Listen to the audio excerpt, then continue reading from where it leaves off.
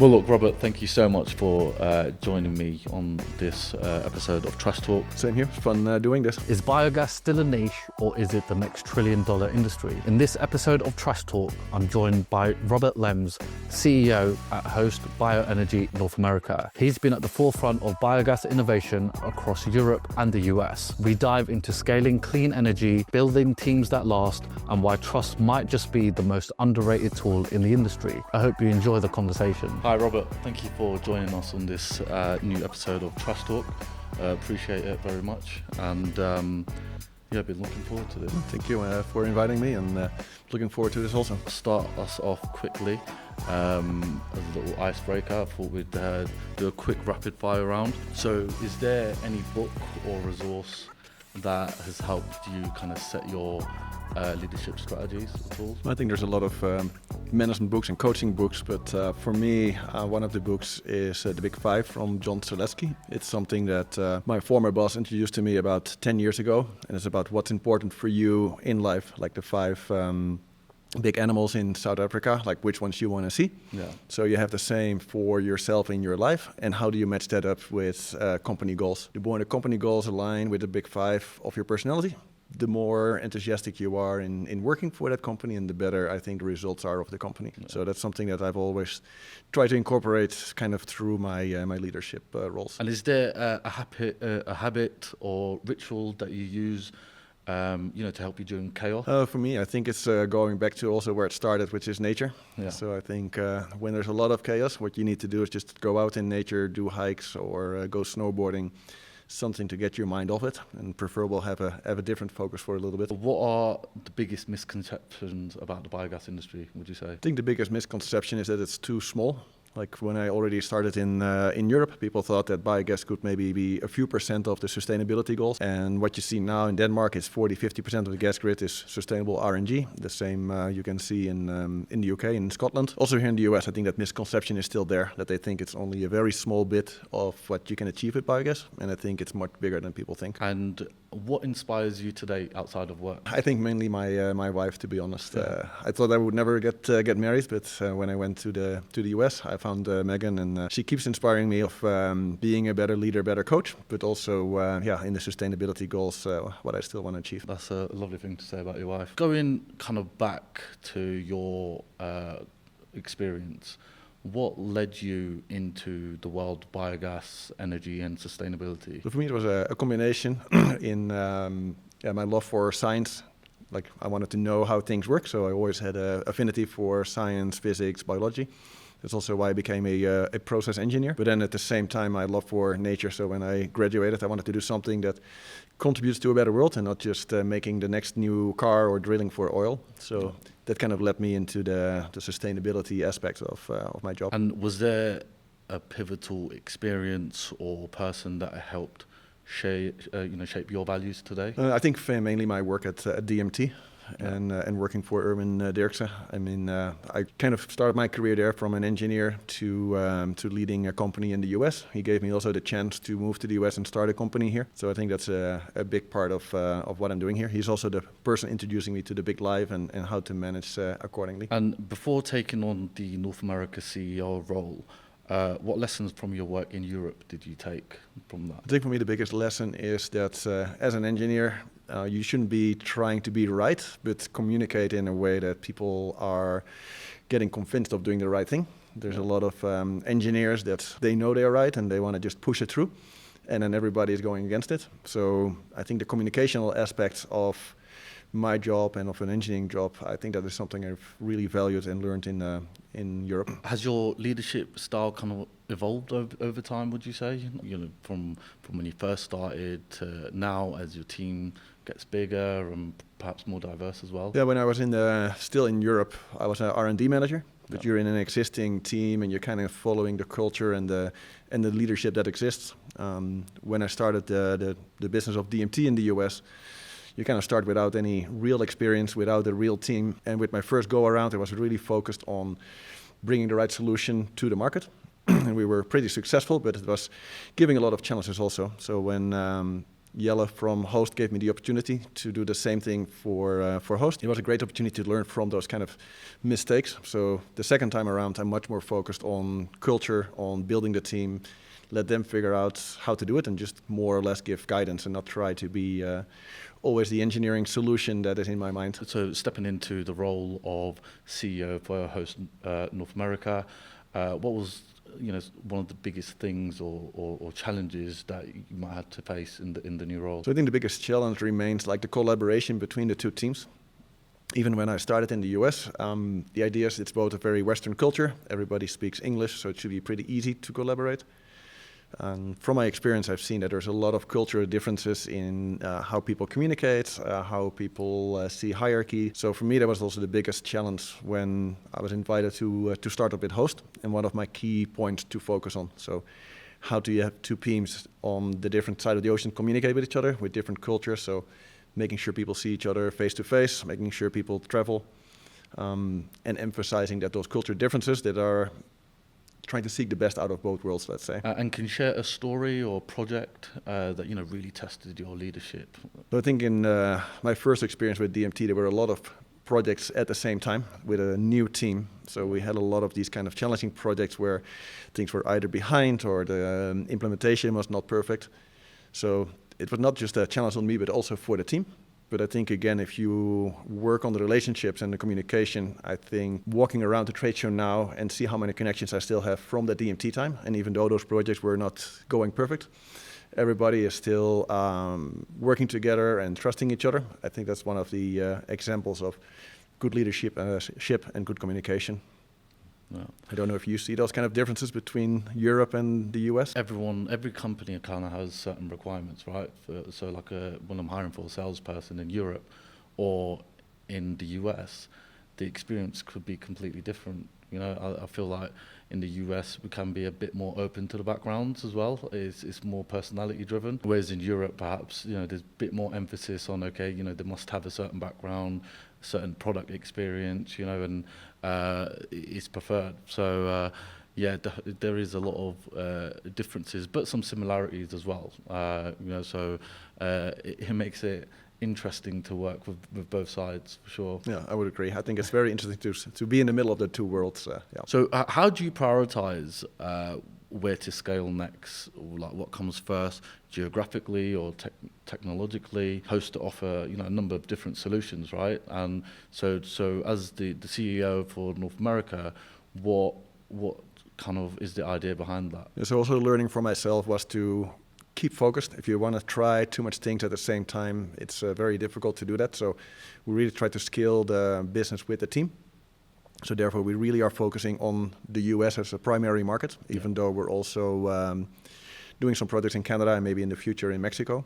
So for us, at this moment, we really want to scale in what the team can do with the current technologies and then with different kind of feedstocks.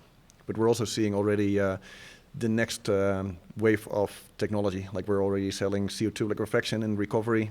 Carbon capture will be next. Biomethanol will be next. And we're even dipping our toes into renewable hydrogen. Yeah. So a lot of new technologies. I think that will be more our focus than geographically. Could you share some early mistakes that you might have made? Yeah, so I think the biggest learning point, let's call it, was indeed taking on too much work. So the focus was more on what we wanted to do. So all the projects that are coming in at the same time, then seeing what we could do with the team. Yeah. So I think a lot of those projects that took longer and went over budget and clients had maybe not always as happy as we want them had to do with these kind of scalabilities when I started at DMT. So now the focus is much more again on the team. What can they do? Making sure that we don't outgrow the team itself and making sure we deliver quality over quantity. And when it comes to projects and working with certain clients, how do you qualify, this is going to be a project that the team is, we're really going to get behind? And what's on the other side, what's a project that you think, maybe we're not going to go for that one? Yeah, so we always do a risk assessment prior to the project, which is not only technology-based, but also client-based. So we look and see if the technology is a fit with what we know. We also look at the client and see if there's a fit with what we can do. Yeah. There's clients that are heavily into double engineering and double checks and go into, let's say, oil and gas wastewater specs. It's a completely different client than if you have a farmer that just wants to put a machine on place. So we take all those kind of things into consideration before really going into a project. And it also helps us then to allocate the right resources. So maybe a more difficult project needs more resources, and in that way we can still finish the project and have a happy client. And Host offers a number of solutions: hydrogen, carbon capture, and renewable hydrogen, as you mentioned there. How do you foster that kind of culture of innovation? In a very fast-moving environment, with perhaps some people in a team may not have experience of. Well, we hire a lot of engineers, and in general, engineers are very eager and want to maybe sometimes change too much even. Yeah. So I think it's already in the DNA of the people that we are hiring. But because we also have a bigger company behind us, in the Netherlands, Host is about 500-600 people now. And it's kind of in the DNA of Host already to do that much innovation. There's a big budget on R&D. We hire a lot of people for internships, a lot of people that just come from the universities and schools. Our head office is next to the university. Yeah. So in that way, you really ingrain that kind of R&D and development within the company. And we foster the same here. We have a lot of internships also here in the US. So you used to be an R&D manager yourself. Are you still quite involved in the technology side at the moment? Not so much as I would like. With DMT, I was much closer on it, but then you also have the danger of really going into all the details instead of taking it a step back. So I still like to, on the sidelines, see all the new developments, and I'm still also very much a big part of the business development of the new products. I take the renewable hydrogen. I started that myself before passing that on to the team. So I'm still very much involved in the business development aspect of the new products, and then just in your free time read up to in the literature, those kind of things. So what do you use personally as your tool for keeping up to date with the industry? A lot of magazines that I like to read, especially scientific magazines and new developments, but also through, of course, the associations that we're a member of: American Biogas, Renewable Natural Gas Coalition. So you try just to read up as much as possible. What's the most exciting technology or breakthrough with Host that you're excited about? I think the biomethanol is one of the more exciting things. It's a little bit further away, but I think in general the step from biogas just being turned into renewable natural gas, but now being turned in much more valuable products. So we're seeing it by also selling the CO2 now. But now we're making hydrogen out of it. In the future, we're going to make biomethanol out of it. So it means the value of biogas even goes up further. And again, like I said before, everybody thinks it's a small role that biogas can play. I think there's a much bigger role to play with these kind of aspects. So maybe going to aviation fuel, those kind of things. Regulation, policies, it's a huge thing in the industry. You have the benefit of having experience from Europe and the US now. How does it compare when it comes to scaling biogas, Europe and US? I think there's a big benefit in the US that it's one big market. So at least the rules that are here will apply to almost every state. Every state has sometimes some additional benefits, but in general it's all about the RIN market and the LCFS market. Well, in Europe, every country has a different kind of set of rules. So sometimes there's a feed-in tariff, sometimes there's a subsidy. What I also like about the US, it's kind of a market-driven. There's an obligation for the fuel to be sustainable, but then it's a market that determines the price for it. And it's not all funded just by the government. The nice thing about Europe is it's more long-term. If you do a project, your revenue for 10, 15 years. So it's easier to develop a project also with a lower margin. Yeah. So a combination of the two would be nice. And is there a recent policy change that has affected the future at all? The recent lack of policy is mainly affecting the industry. With the new administration, it's not very clear in which direction they want to go. We know they are not very positive about the sustainability aspect of it, but they are positive about home grown energy resources. They are very fond, of course, of the farmers. So we're in that limbo of where are we going? And I think it's important for the industry to have a long-term kind of strategy and outlook. So I think that's also important for current administration to show. How do you then engage with government or industry groups to help make these policies and regulations more favourable to do business? Well, as a still relatively small company, it's difficult to make a change in that. So we're mainly supporting that through the RNG coalition. They have a very big funding and push for lobbying in different aspects. They also organize at least once a year an event in Washington where you can attend and try to push a little bit of our agenda on there, and it's the same for the American Biogas Council. So we want to support the industry and therefore also the policies in that kind of way to be members. You're leading a mission-driven company. How do you make sure that purpose scales alongside profit as well? I think it's important to ingrain it in the culture, so the culture itself carries that kind of forward. I also believe to be open about it, so we're not hiding that we're making profits or emphasizing that we need profit to grow, and a lot of the profit that we're making goes back into the company. So people also see that the profit we're making is an investment in the future and further growth. So I think that combination of ingraining it in the culture and being open about it and investing in your own company is making it a very natural way. And so being a smaller organization in North America, how do you attract the right talent and make sure that they have the experience or the engineering expertise that you look for? Well, there's always a big challenge to find the people and retain them, especially because we're not a big oil company like Shell paying the top dollars. So we try to leverage that with our culture. We try to leverage that with a more European kind of approach of business. So more balanced, for example, with work and life. We have unlimited PTO. We try to really promote that people are taking the time off, that they balance their social life with their work life.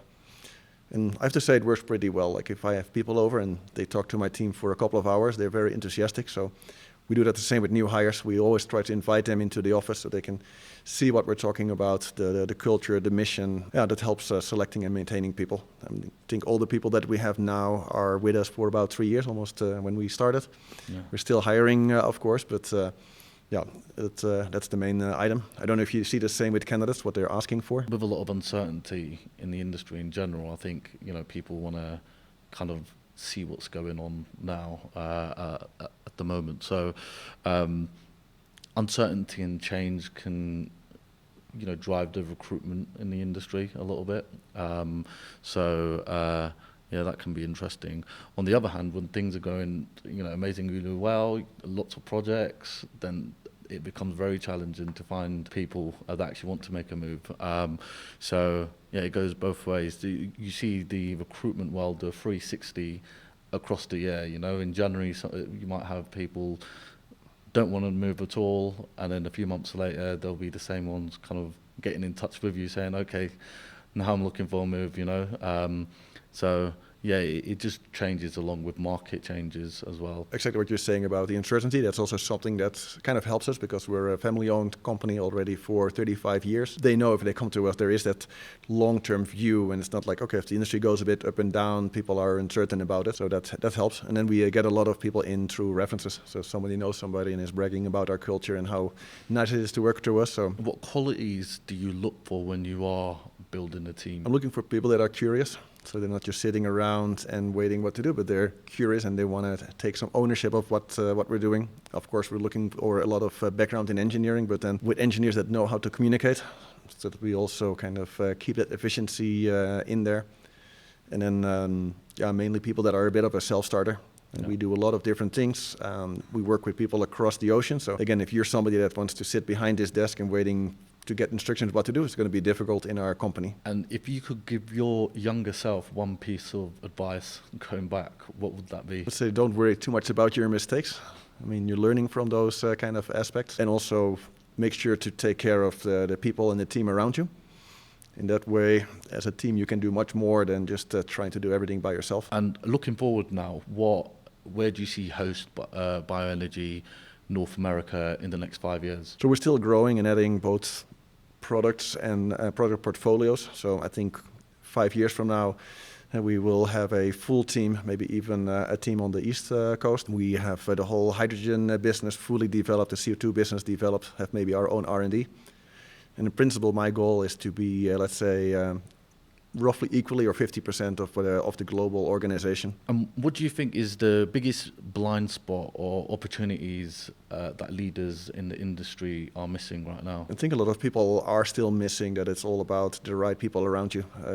If I look at a lot of people we encounter, you see there's a very big focus on the business of making it profitable, but they're missing the human aspect of finding the right people, keeping them, but also collaborating with other people in the industry and the suppliers.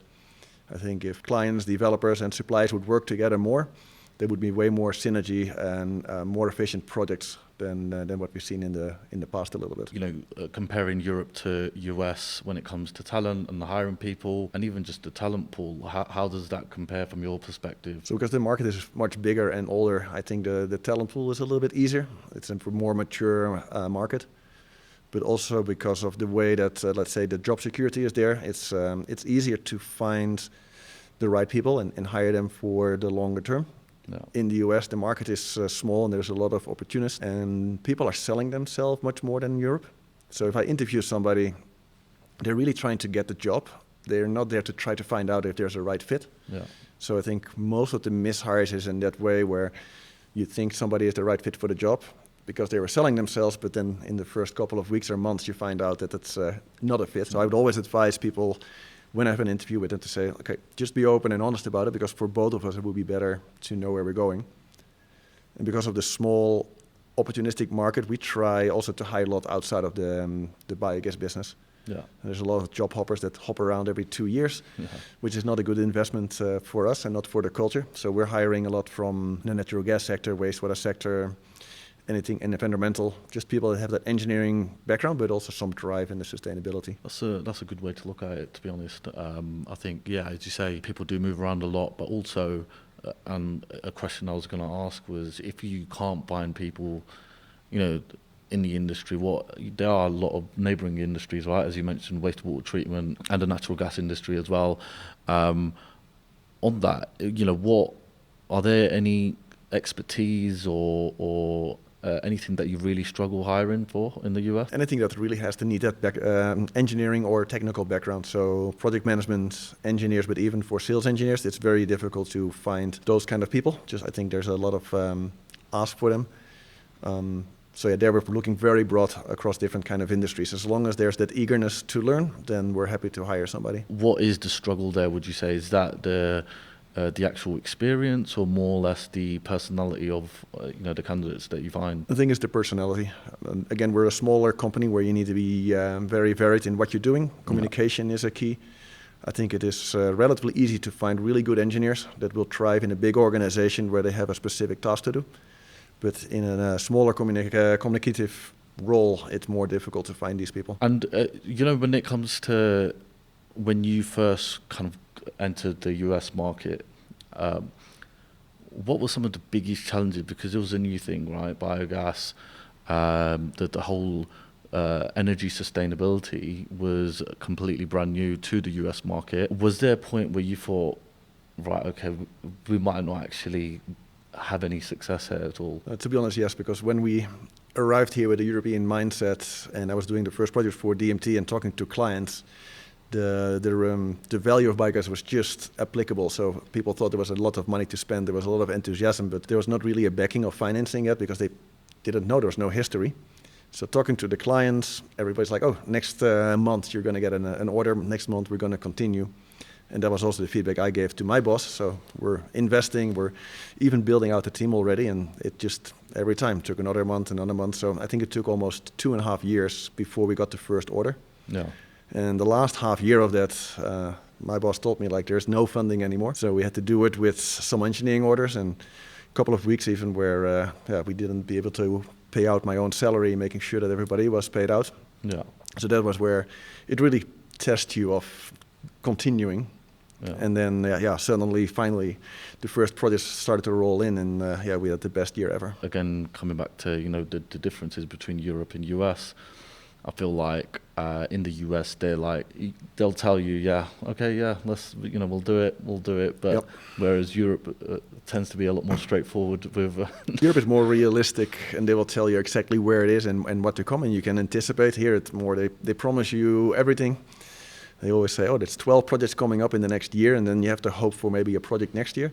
Yeah. So to translate, let's say, the message that the clients are giving into what that truly means, that's a big challenge, especially in the beginning. Now that the industry is maturing, it becomes more and more realistic. Luckily, that makes it a little bit easier, but you still see that very optimistic mindset that the Americans are bringing, which has also some good aspects to it, but is sometimes difficult in the sales process. The market for biogas in the US is huge, right? What do you think right now is, some of the biggest changes needed to really elevate that and really, capitalize on all the opportunities? Yeah, so I think there's still 20,000 plants or facilities to be built out, and there's only 2,000 in operation. So it's indeed it's a huge market, but it can become much, much bigger. I think it will even become bigger than what you see in Europe. But what is needed is that long-term mindset. So guidance either from the government or from companies that say, hey, we want to be sustainable by 2050. Yeah. So that uncertainty that it brings now, that is what's hampering the industry. But I do think that is a pendulum going from left to right. So as that swings the other way around, I think you will see a very big uptake in the next couple of years. For anyone looking to break into the biogas industry, what is one piece of advice you'd give them? Come to me and we'll help you. No, I think patience. I think if you want to get into this market, you have to be patient to understand all the kind of different incentives and players and how to build out projects. So I think the market entry to this market is pretty high for new developers, new companies, especially if it's also new companies outside of Europe. It's even more. They have the mindset of copy-pasting what they know in Europe, and there's so much differences here that it's a very challenging step to do. Sure. So to that extent, I am serious. Come to us and let's see what we can do to do it jointly, collaborate. And one final question. If you were to nominate a guest, my next guest on this podcast, who would it be and why? I would say Bas van Berkel. He runs Burke as a developing company. I've known him for 11, 12 years. He started kind of in the same time period that I started here. I think he's one of the developers that has successfully and continuously developed projects. I think there were a lot of developers when the high days was here that developed 10, 15 projects and had difficulties then to execute. He took it in a slower pace, but now that the market is a bit more challenging, he still has that, the way he's doing business, he can still do and execute projects. So I think he's a good person to talk about how do you overcome the challenges in the market and continue to be successful. Well, look, Robert, thank you so much for joining me on this episode of Trash Talk. Same here, fun doing this.